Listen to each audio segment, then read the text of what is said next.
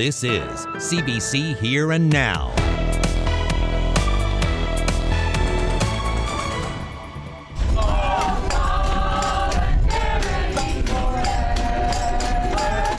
Day 5 of the strike at MUN marked with a rally. But I can tell you what, I'm striking. Because I care about this university, it is our university. We want to have quality education. The golfing landscape here in St. John's is poised for a major shakeup. The final swings may already have been taken here at this historic course. People look at Bally Haly and say, what a piece of land, and it is. But we look at Clovelly and say, what an opportunity for the future. If this didn't go ahead, I think this is the end of Bally Haly. And this may be the new Bally Haly by the time the next golfing season gets underway. We'll hit the fairway with that story coming up.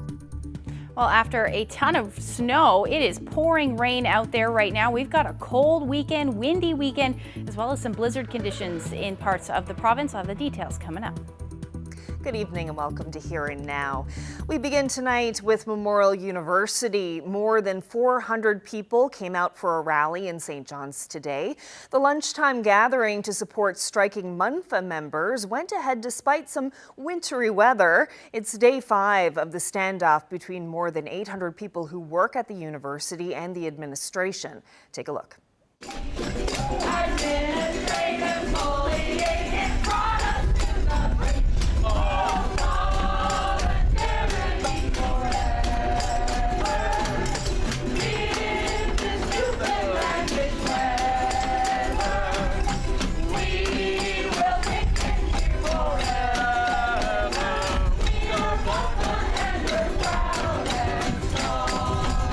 Seeing the support from the students, from the grad students, from all the other unions around town, it is just amazing and it's really motivating.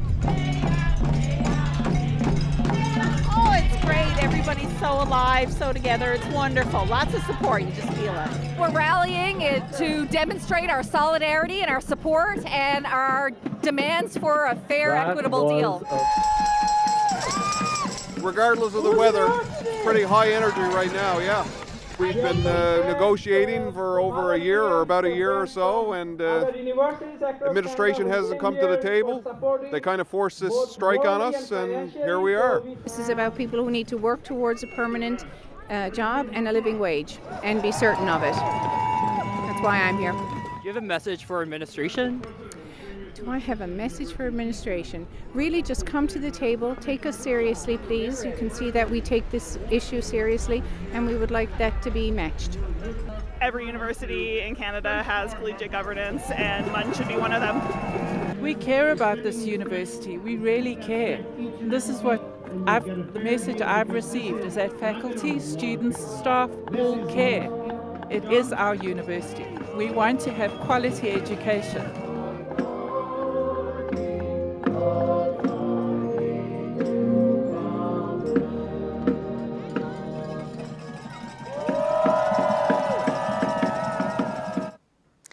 Meanwhile, in Corner Brook, the snow and low visibility didn't stop those in support of MUNFA members from protesting. More than 100 people marched and chanted from Grenfell campus to the Sir Richard Squires building, which houses the Premier's West Coast office. The protesters included students and personnel from other unions supporting the 90 or so Corner Brook MUNFA members. Thought that this is a business rather than education is just, that's bankrupt thinking. Education is not business. We're not here to make a profit. And just because you use your inflated tuitions here to get yourself another 7 vice presidents or vice provosts of something or other and their staff and have them police one another or make it look like they're doing things, or a university president that makes almost $500,000 a year or something, it's outrageous. Well, speeches highlighted the talking points of the Faculty Association throughout this strike. Besides the students affected, there were others showing their support. Well, I would like to see it resolved rather quicker than later, because for the students that are affected, it pushes their semesters back, and like people that would be graduating this year, it's like gonna affect them more so. So it would just It would just be nice to see it resolved sooner than later. I would like for MUNFA to have a seat at the table, to have a say in the decisions that are made throughout the university. That would be really nice to see. Well, this next story is about land, prime land. It's about golf and curling and a lot of history. And when you bring all of that together, it's sure to stir the pot. If this didn't go ahead, I think this is the end of Bally Haly. So it's the right decision. For it to be tore down and put houses here, it's just to want to go up and tear down Cabot Tower. Of course, we're talking about Bally Haly and a pending deal that will see this historic St. John's Country Club relocate to Clove Valley. In simple terms, a land swap with a lot of cash thrown in to sweeten the deal. There's been an 11th hour legal challenge to try to stop it all, but as Here and Now's Terry Roberts reports, the president of Bally Haly says it's full steam ahead. Bally Haly is the province's oldest golf course, a history dating back more than a century. It's also home to a curling club. But its days at this well-known site in the city's East End appear to be numbered. Those in favor of change say Bally Haly is not configured properly for modern golf. There are too many safety concerns, conflict with adjacent homes, a declining membership, and an expensive redesign impractical. Some of the holes that were so nice and beautiful have shortened up and changed, and it's not as much fun playing them anymore. So a deal that's been months in the making is nearly done. One that will see the shareholder-owned Bally Haly vacate this prime piece of real estate and relocate here, not far away, to Clove Valley. We expect that when the new golf season starts in, let's say, May, we will be at our new site. In exchange, the owners of Clove Valley will acquire the Bally Haly land and pocket $5 million in cash. It means this open space will soon be linked to the Dobbins, who are prominent real estate developers, but they're not disclosing their plans. That is in the hands of the purchaser. Meanwhile, without such a shakeup, the president says Bally Haly would be bankrupt in 3 to 5 years. The storied Bally Haly brand, he says, will carry on at Clove Valley. It gives us access to 2 golf courses, an executive course which has a lot of appeal for our senior members, of which we have quite a few here. And it gives us a fresh new layout which is designed professionally. But not everyone is on board. A group of dissenting members are suing to try and stop the deal. They're not talking, but this longtime member says Bally Haly is too rich in history to abandon. I grew up here, I spent more time here than any other place, and for it to be over, I'm devastated. But Hurley is in the minority. 3/4 of the membership voted to endorse the deal. From a golfing perspective, it's definitely the right process. One of the criticisms of this deal by those opposed to it, that curling is being frozen out. But the board says curling is a money-losing venture. The future of curling at the new Bally Haly has to be assessed. As for the lawsuit, the president does not seem fazed. What are the chances this deal is going to go through? I say it's going to happen. And if it does, there'll be just one golf course in the city's East End, and one of the 2 dedicated curling facilities on the Avalon Peninsula will also disappear. Terry Roberts, CBC News, St. John's.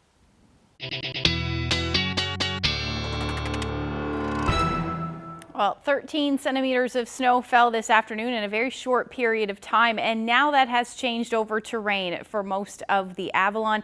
As you can see there, according to the radar, we do have some snow, though, on the west coast. Lots of snow fell overnight as well, and that has continued through a good chunk of the afternoon today. So still have about the northern tip of the Avalon is still likely in that changeover, but we're looking at this continuing for the next couple of hours. For the Avalon. This rain will continue anyway, and then temperatures start to plummet. And that's because we've got a cold front moving through, lots of Arctic air in behind that. And we're already starting to see some of that Arctic air plunge further south. And you note here, this is lake effect or sea effect snow, and that is a perfect setup as we head through the night tonight. Here's those cold warnings. You can see most of eastern Canada seeing them at the moment. And we've already got those issued for the island as well as parts of Labrador. We're looking at those wind chills in the -30s, -40s, even -50s up across Labrador. Getting into details coming up. Thanks, Ashley. Well, nearly 5 years after he shot and killed a man, Vincent Ward found out today how long he'll serve in prison. A judge has sentenced him to 5.5 years minus time served. Ward was convicted of manslaughter back in November. He shot his friend Vincent Belanger Dampierre in Labrador City in April of 2018 over a drug dispute. In handing down his sentence, Justice Alphonsus Fowler told Ward his choice of a life with drugs and guns led to the tragedy. But Fowler said Ward has started to change his life and has the potential to be a productive member of the community. When his time served is factored in, Ward has slightly more than 13 months left to his sentence. He'll be on probation for 3 years after that and can never own a firearm again. Unknown and undetermined. That's the police conclusion into the cause of a fire that destroyed an historic building in St. John's. The fire destroyed the abandoned Bryn Mawr home in early December. The house, also known as Baird Cottage, was more than 100 years old. It had been caught up in controversy in recent years. The building was slated for demolition until the city put a heritage designation on it. The Royal Newfoundland Constabulary says the investigation is now over unless it receives new information. Well, an incident in Grand Falls, Windsor had some people locking their doors and staying inside on the advice of police. It happened just after 10 o'clock this morning. The RCMP aren't saying what happened, but it prompted a warning about what police called an unfolding incident. An hour later, it was over with a man in custody and police saying there was no longer a risk to public safety. Well, the RCMP is looking for the public's help to find out who's responsible for vandalism at the site of a controversial work site on the Port-au-Port Peninsula. The windows were busted out of 3 heavy equipment vehicles parked in mainland. The small community is one of the places where World Energy GH2 is doing groundwork for its planned massive wind to hydrogen development. Protests have been happening there for several weeks. The vandalism happened Monday or Tuesday, and police are hoping to hear from anyone with information about it. Well, a trip to your local grocery store is a lot tougher these days as food prices continue to rise, and large grocery retailers are warning of more increases in coming months.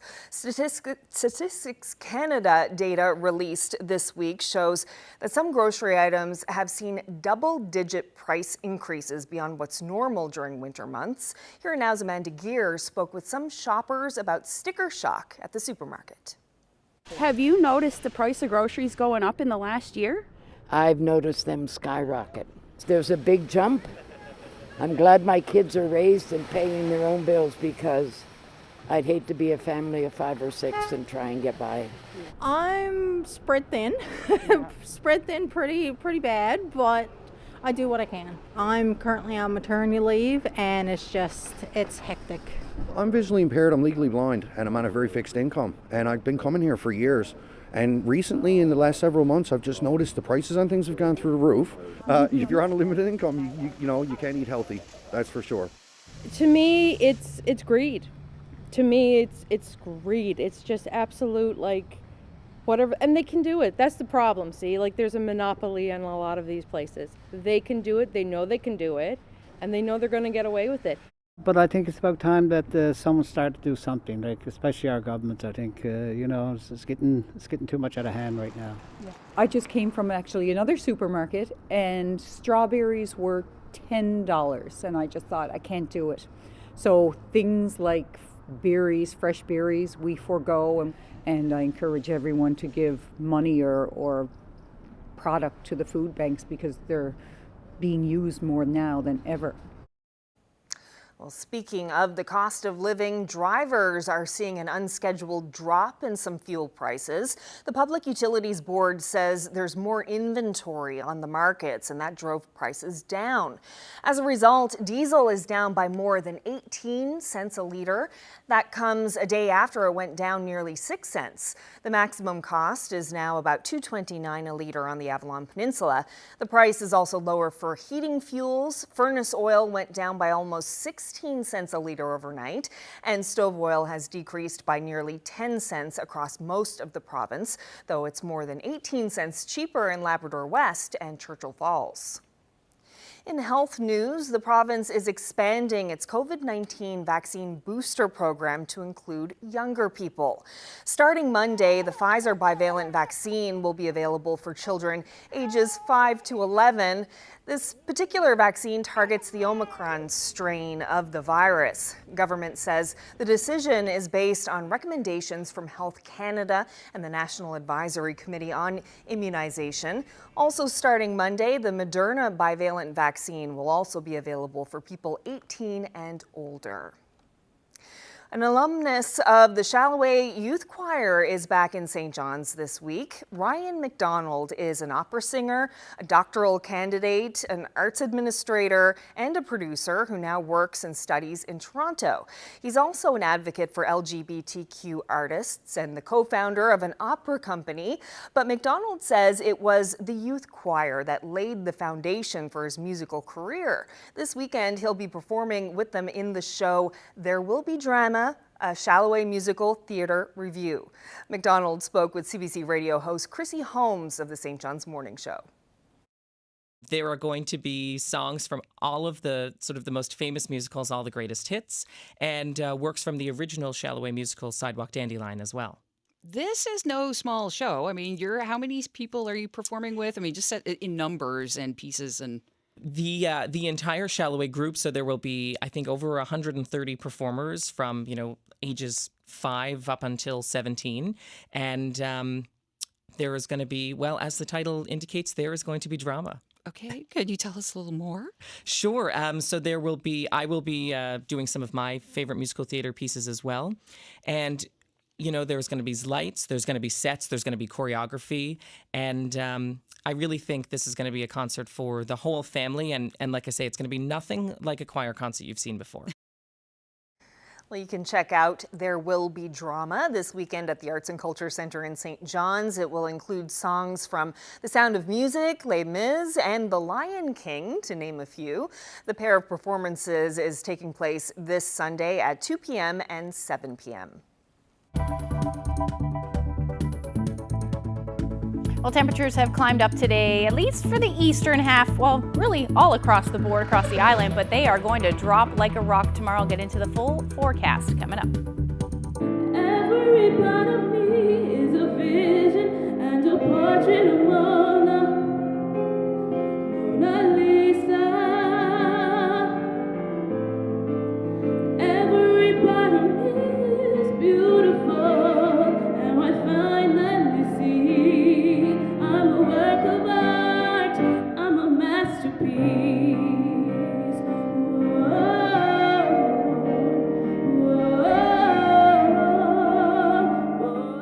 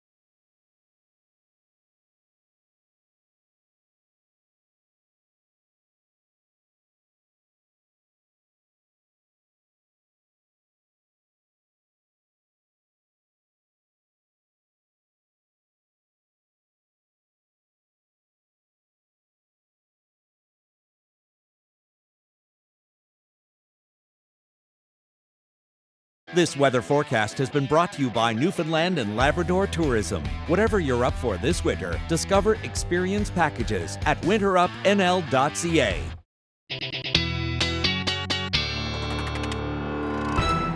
Okay, before we get to a pretty heavy-duty weather forecast, cute kitten video alert. Have a look.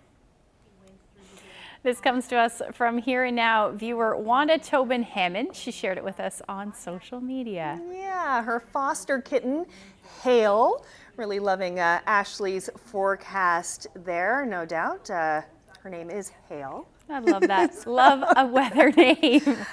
Just as cute as Drizzle. I think we match. I think my hair You my do. hair color matches. You absolutely do. How great is that? Oh, kids are so cute. Thank you so much, Wanda, for sharing that with us. That's really fun. Always love kittens. Yeah, and so now something not so fun. Not so cute. Yeah, the weather forecast is pretty intense. There is a lot going on. I think in some areas, some of us have like 3 weather alerts in effect. Well, 2 to 3 weather alerts anyway. So there is a lot going on. Let's get right into it today. Temperatures this afternoon moderating from where they have been. We've been sitting in some pretty cold air, but some mild air has moved, milder air, I should say. It's only 2 degrees in St. John's right now, but and we have seen that snow that happened earlier today change over to rain. But we do have that cold air, and it is lurking just behind that cold front there, already working its way across the western portion of the island, and that will continue to move across as we head through the night tonight, and that will bring all of that cold air right back in. If we take a look at the current temperatures right now in Lab City, down to minus 26 and feeling more like minus 42 with the wind chill, and those temperatures will continue to move in as we head through the night tonight. Wind chill right now in Port Basket minus 19, but look at your overnight lows, down to minus 31 in Lab City tonight, and most of Labrador will be sitting in the minus 20s, and then dropping like a rock tonight, I should say, across the island. Minus double digits, the story, and take a look at the winds. They're going to be howling as well, anywhere from 60 to 80 kilometers per hour, even more so for coastal areas of Labrador. So you can imagine, as these temperatures drop and we see these winds pick up, we are going to see some pretty significant wind chills overnight tonight into the minus 20s. By the time we get into 2 a.m., Lab City's down to minus 48 with that wind chill, and we've got those wind chills in the minus 20s along the west coast as well. That will continue right into tomorrow afternoon. In fact, temperatures are going to continue to drop through the afternoon, and those strong winds will continue as well. So between minus 25 and about minus 35 as the wind chills across the island, and then up across Labrador, you're looking at those similar wind chills through the day as well. And then right into the afternoon hours. Now, taking a look at what's going on right now, because of that cold air, we've got a perfect snow squall set up, and that will be the story pretty much tomorrow. We've already got some squalls on the west coast. This will end tonight, and then we'll see them, or should end in the next couple of hours. As the winds shift, we'll see those squalls develop. And then this rain now will end across the island in the next couple of hours as well. But if you have not dealt with the snow, it's a good idea to start doing that, because as the winds will ease a little bit over the next 2 hours, and then they're going to pick back up again, and those temperatures are going to plummet. So if you haven't dealt with the snow, it's going to turn into cement. So you should do it. As far as the forecast goes, I'm keeping the temperatures on here just so you can see when those temperatures start to drop. By 10 o'clock, the rain should be said and done. But then we get into that onshore snow squall activity on the west coast. Temperatures down into the minus single digits already, and then quite cold up across Labrador as well. This is a significant blizzard up across parts of Labrador, the north coast, specifically Postville to Makovic. We're talking about winds in excess of 100 kilometers per hour for more than 18 hours, and those winds will likely exceed 130 kilometers per hour. And then combine that with 80 centimeters of snow. So very dangerous situation. Expect power outages for sure, and you should have at least be prepared and have an emergency kit as well. Now, as far as the island is concerned tomorrow, these cold temperatures, strong winds, a recipe for the snow squall potential. So what's going to happen is snow squalls are very highly variable. You could drive through a snow squall and you could see zero visibility, or in the next, 10 minutes, you can drive right out of it and be in blue skies. So that's going to be the story as we head through tomorrow. Best chance of snow squalls will be along the west coast. That's where most of the snow should fall. We could be talking about 20 to 30 centimeters, but all along the south coast, Burin Peninsula, Avalon, pretty much eastern Newfoundland, could be seeing those snow squalls as well through tomorrow afternoon. And you can see that with the future tracker, but again, highly variable. So if you don't see the snow squall, if you're not under a snow squall, it'll actually be a pretty nice day, with the exception of the cold temperatures and the strong winds. So we'll dive a little bit more into that forecast when I come back.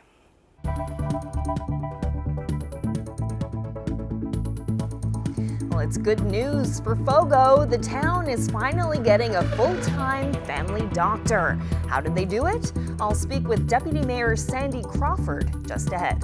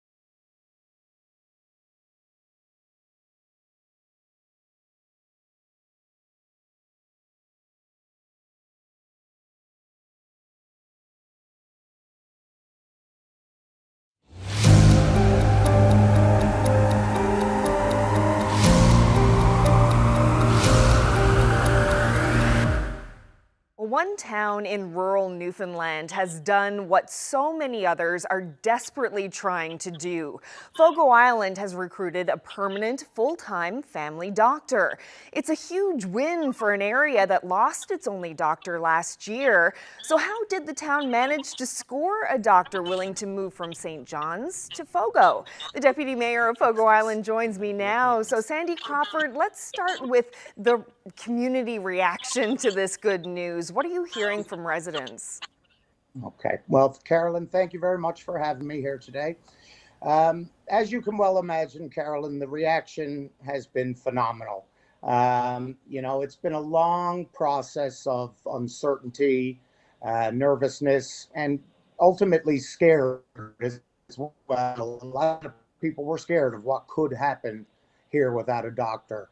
So with this news, for us as a council, it's been a huge relief. I know for Central Health, of course, as well, huge relief. It's been an excellent time to be a Fogo Islander. And, Mayor Shea has worked tirelessly at this situation. And, kudos to him and kudos to everyone for finally solving it. What has it been like without a family doctor on Fogo? Like, how were people being treated for illnesses, and what happened when there was an emergency? It's been a hard year for us as a council and for us as Fogo Islanders. The uncertainty of it all it was scary for people. And, we had an incident in the last couple of weeks where the ferry was down. So now we have no doctor, no ferry, and a lot of residents were very nervous about that situation, as of course we were. We worked hard to secure, we had an advanced paramedic here on the island. We had choppers and whatever on call if certainly the need arose. But you know what? We dodged a bullet there. We have been lucky with our locums and our visiting doctors. But, any day without a fully licensed doctor is a scary one for sure. Mm-hmm. And we've been hearing lots of stories about doctor shortages in other communities. Just last night on Hearing Now, the mayor of Bonavista was on talking about offering signing bonuses and even property to doctors willing to move there. How was Fogo able to attract a physician? I think Fogo Island has a special feel to it. We're very family oriented here. And I think the physical location of where we are is a selling feature in itself. With regards to, I think our previous doctor, he was in clinic, he was on call, he was the emerge doctor and all that. I think we're working towards a better work-life relationship as well. This doctor that's coming out, I know she had a big practice in St. John's, and maybe this is a bit of a quiet time to come as well. And I know she likes hiking. I can't wait to do a hike with her.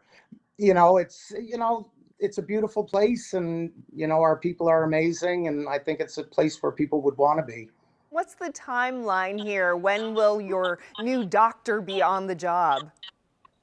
Yes. So, there hasn't been a formal announcement from Central Health yet, but what we're hearing is, towards the end of April. And, it's going to be a huge relief. On a personal level, I have some sickness in my family, and I've lived here 20 years, but, my family doesn't feel comfortable if there's no doctor. And I'm sure that's not the only story about that. Mm-hmm. So, it's just a huge relief. Absolutely. Well, I want to say congratulations for getting this doctor. Deputy Mayor Sandy Crawford, thank you so much for your time. Thank you very much, Carolyn. Have a wonderful day. Thank you for having me.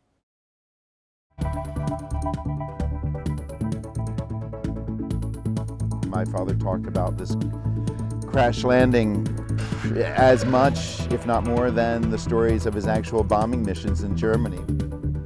Heading home after the war, an American crew crash-landed on the Northern Peninsula. Tonight, two sons make the trek to Port-au-Choix in memory of their dad.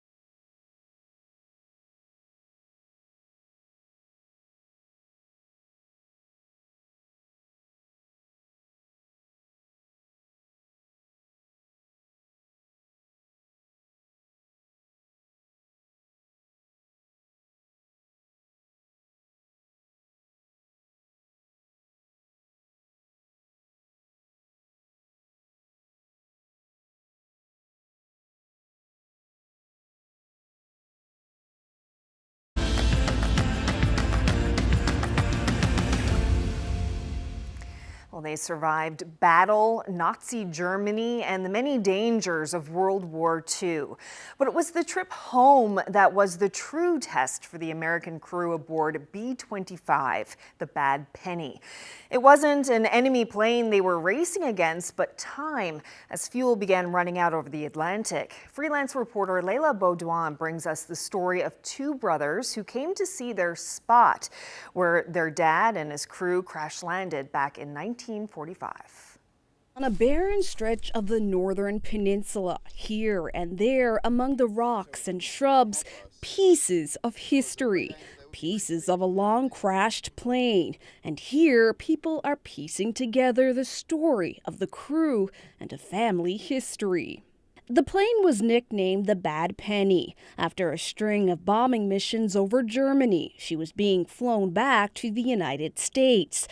The plane didn't make it, but the incredible thing about this plane crash story is that the crew did. And in that crew was this man. Fogo Island, he helped crash land the B-24 here in 1945 on his way home from the dangers of the Second World War. His sons came to Newfoundland to see the place their father talked about so much. I heard this story so many times from my father. That's my dad, and he has that characteristic pose. My father talked about this crash landing as much, if not more, than the stories of his actual bombing missions in Germany. It's emotionally pretty incredible. The Bad Penny was on its way from Germany with plans to gas up in Goose Bay before heading home to America. But the bomber went off track and was lost when their fuel light flashed dangerously low. They were running out of gas and they would have ditched in the ocean and almost certainly died because of the cold water from hypothermia. That's when young Emilio, a radio operator, took charge. These were like rear echelon workers. They were not used to being shot at. My dad had gone through that and the other air crew. And he was, calm down. We're going to get you out of this. He fiddled around with the radio. He said, I've got one tiny signal. With the overcast conditions and all, it's not like today with GPS. Radios would be nothing but static. He said, I've got one steady signal, Skipper. Home in on that. That was Newfoundland, but there was one big problem. The closest airport was in Stephenville, while the Bad Penny was too many kilometers away near Port-au-Choix. Somehow they must have come through the overcast. There might have been a little bit of light. It was about 2 in the afternoon. The pilot said, I don't have sufficient fuel to make whatever. They didn't know where this was, but I can see this stretch of sand. I can belly land the airplane on this. So that the pilot, God bless him, he did you may look at the photos and not be impressed, but nobody was injured. In Port-au-Choix, it's Stella Millman's mission to make sure that story of the Bad Penny crash survives. On this day in late fall, a big moment. It's almost a dream, but a wonderful dream. It's my first time ever meeting Kevin and Joe, but in my heart, I've known them for a long time. Her work on the history has a history of its own.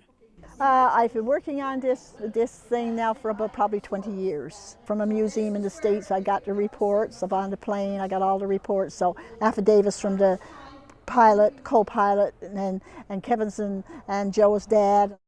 Hunter Spence also has his eye on preserving the crash history. He's unearthed bits of the wreckage and hopes to display them in a museum. It's quite amazing because there's not too many people that can remember the story, and it's almost being lost in history there now, so it's good to be able to have it restored. And I'm so proud of Hunter. He's only a young boy of 15 years old, but his interest in this history, and I intend to help him out all I can. I'd like to have some sort of public presentation of it so the story can be remaining for people to be able to view for years to come. It's been 77 years since the Bad Penny crash landed here in Port-au-Choix, but in many ways the story is just getting started. It's not over. To me, it's probably just the beginning. It's really, really emotional. and to fill in all these blanks about the story. We had a lot of the story, but the town had a lot of the other part of the story. After the war, Amidio Galli was a physical therapist for disabled children in Philadelphia, and he had a plan. He had only two bucket list items in his life, really. One was to go back to his hometown of Ascoli-Piceno, and the other bucket list was to come back to Newfoundland to see where he crash landed his plane and saved the lives of his crew at the end of World War II. That trip never happened, but with their visit, his sons say it feels like his journey has come full circle. I think it would have been hard for him not to be in tears. And he was the type of guy, I think he would have gone around maybe door to door and said, your grandparents or parents were so generous to us in this emergency. I just want to thank you. I was one of the crew members. God bless you. Thank you. That's the type of guy he was. Coming to Port au Choix is sort of the last chapter of my father's celebration of life, of his funeral, of his celebration of life. And people in Port au Choix are helping the family write that chapter so that what happened all those decades ago will be remembered. Layla Baudouin, CBC News, Port au Choix.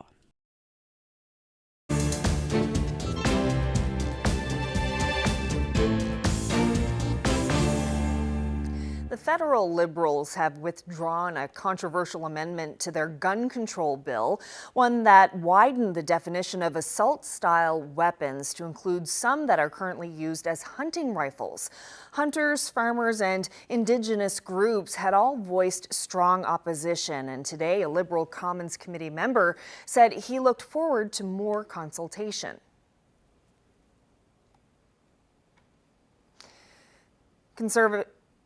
In order to get this bill right, Canadians need to know that we heard them. And it's important for us to hear those voices that have not been heard and to hear some of those voices that were heard in the past. We have to get this over the finish line in a way that respects victims, but also respects hunters, farmers, Indigenous communities. Conservatives, New Democrats, and Bloc MPs all opposed the amendment. Some suggested changing the original bill so drastically it may have violated parliamentary rules. Well, Conservative leader Pierre Poilievre said it was his party's pressure that forced the reversal, but he suggested the Trudeau Liberals will try to reintroduce the measure if they see a chance. That's his agenda. That's why today's humiliating climb down that we have forced Trudeau to make is a temporary pause in his plan to ban hunting rifles.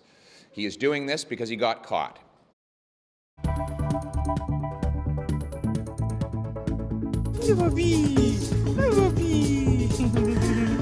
We'll meet Bubby, and at more than 30 years of age, he's just broken the Guinness World Record for the oldest living dog ever. Bubby is 30 years and 268 days today, to be exact. He's lived his entire life with the Costa family in Portugal. Sounds like they've been taking very good care of him. Stay with us. Your birthdays and anniversary greetings are just ahead.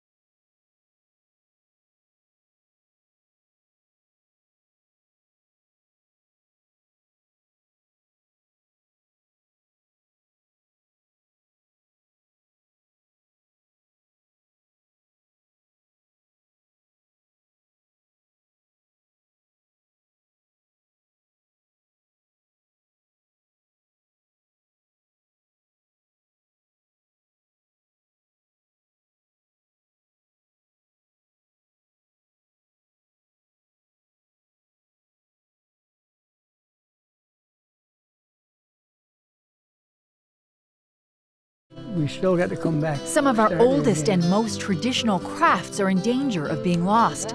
Experienced mentors pass on the skills. Watch Crafts at Risk, Sunday at 11:30 and Monday at 7.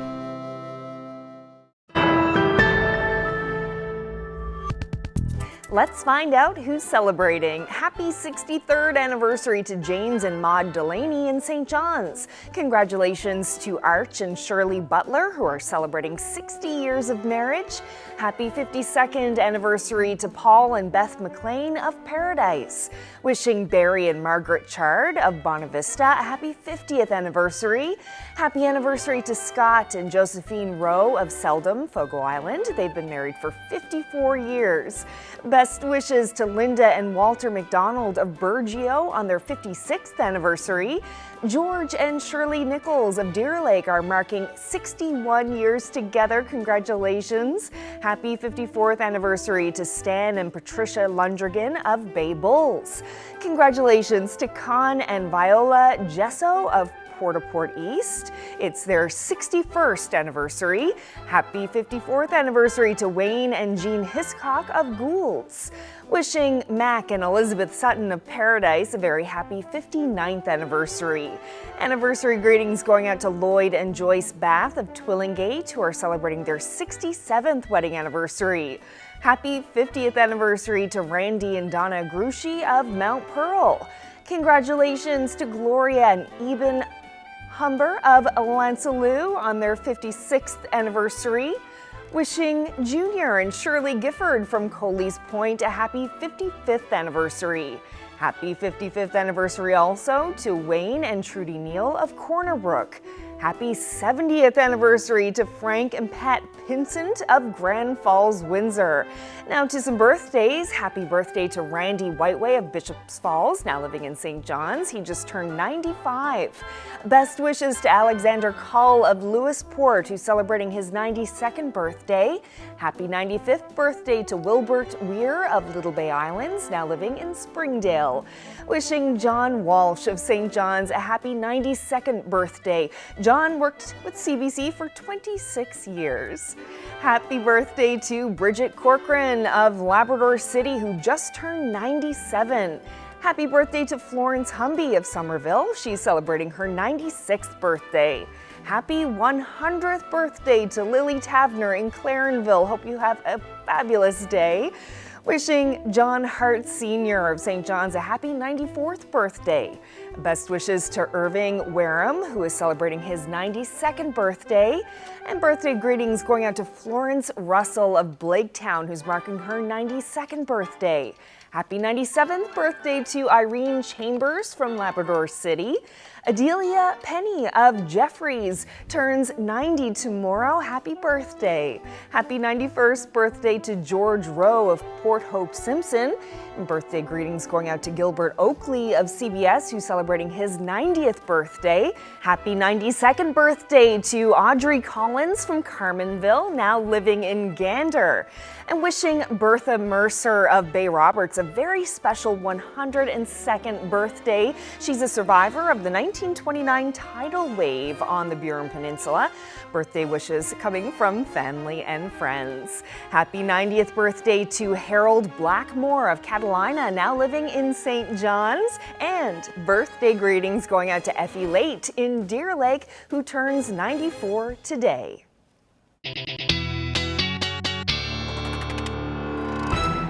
Okay, now it's weather time. Lots and lots to talk about. It sounds like it's kind of a good weekend to, if you can just stay home, wrap up in a blanket. It's a great idea. idea. Put on your onesie, put on your slippers, and just like stay on the couch. It's a good idea. It is going to be freezing cold tomorrow, as I've mentioned a number of times this week, and some snow squalls as well across the island. So let's just take a look at the warnings.